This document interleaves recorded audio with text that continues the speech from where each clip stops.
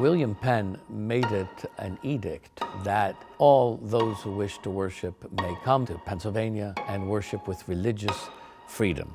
The Declaration was making a call for this recognition of all, but of course men and women were excluded from that.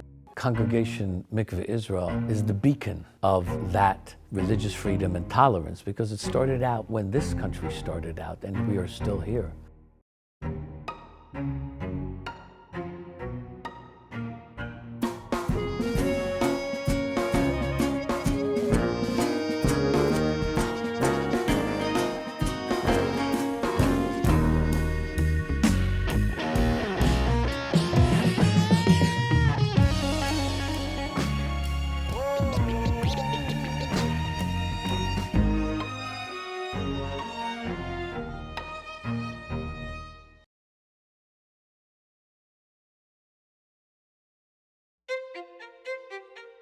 Philadelphia was founded as a place of religious freedom and toleration. It stood in contrast to other colonies which had sort of state religions, which was the Church of England. So there's a growing Jewish community in Philadelphia in 1776. And over the course of the Revolutionary War, they're growing in numbers to the point that they actually want to build their own synagogue, to have a physical meeting place, not just meeting in people's houses, but having a place where they can all come together and define themselves as a religious community here in Philadelphia, alongside the Quaker meeting houses, the Lutherans, and the other groups that have their own churches.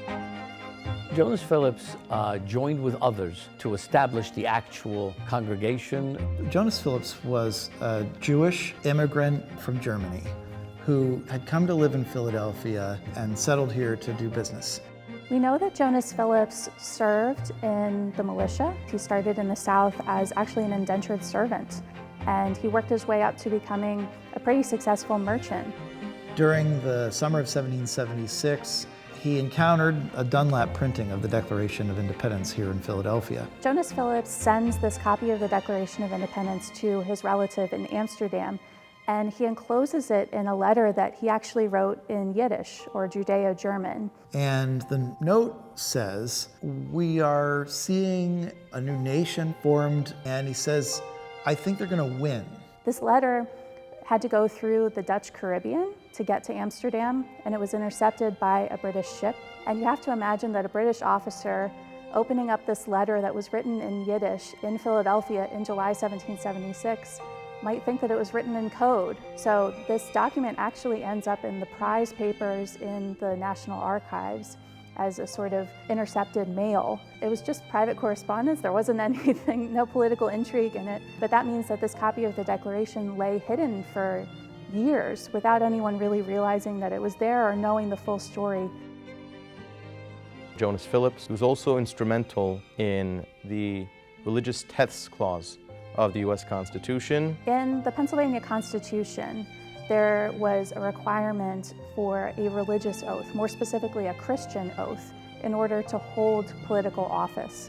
And Jonas Phillips and members of the congregation Mikveh Israel disagreed with this. Jonas Phillips has a very moving letter, a very powerful letter, in which he addressed members of the convention through his own personal experiences. Somebody who fought for the revolution, fought for independence, will not have his patriotism conflict with his Judaism and vice versa. The two are not to be foes against one another, but as friends that live in harmony. He reminds the Constitutional Convention that the liberties that are promised in the Declaration of Independence should extend to all people, not just Christian people. The religious diversity of Philadelphia is pretty remarkable. And many visitors who come to Philadelphia comment on that in their writings, and how they can see various places of worship in this very city.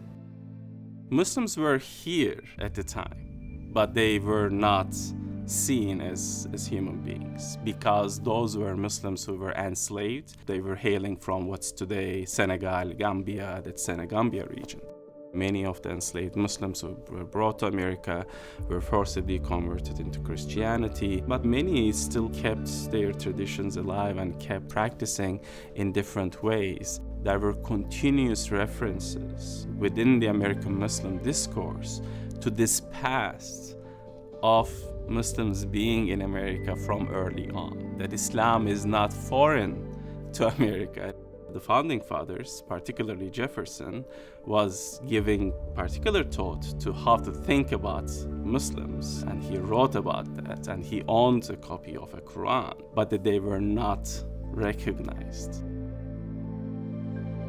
Jonas Phillips' grandson, Uriah Phillips Levy, becomes a Commodore in the U.S. Navy. It's the highest position that a Jewish person had held at that time. After he leaves the Navy, he actually purchases Thomas Jefferson's plantation of Monticello and tries to restore it out of sort of respect for Jefferson's legacy and influence, both through the Declaration of Independence and his political career.